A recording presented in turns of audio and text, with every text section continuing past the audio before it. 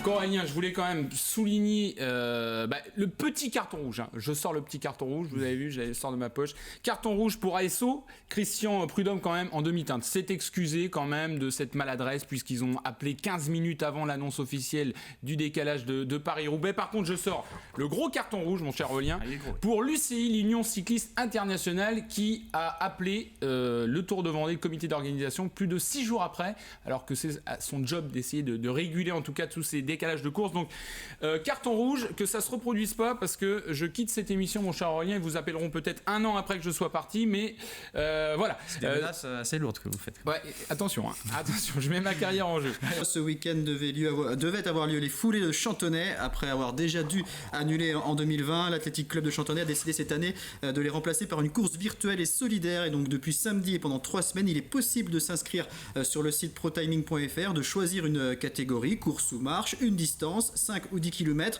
ou même de se lancer dans le défi du maximum de kilomètres parcourus. Chaque participant réalise sa course de son côté et enregistre sa performance sur le site. Un classement est établi, mis à jour quotidiennement. L'ensemble des fonds collectés est reversé à l'association Une Lame pour Courir, qui permet d'équiper des enfants et des jeunes amputés d'une lame de course. Plusieurs membres de l'AC Chantonnay ont organisé une sortie marche nordique ce dimanche, comme vous le voyez sur ces images. On écoute le président du club, Karim Perrin. Le but du jeu, c'est de permettre à des enfants de courir, parce que effectivement marcher c'est déjà un premier pas, mais courir pour eux c'est vital. Et cette association leur permet d'être équipés d'une lame qui leur permet d'accéder à la course et même de s'inscrire dans les clubs d'athlétisme. Donc au niveau du club, on a le petit Axel depuis 5 ans maintenant au club, qui progresse bien. L'enjeu, c'est qu'effectivement il faut renouveler ce matériel de façon quasiment annuelle, compte tenu de la croissance et de l'évolution de l'enfant. Et c'est un coût entre 8 000 et 20 000 euros. Donc sans cette association, je pense que les enfants ne pourraient investir tous les ans dans ce matériel.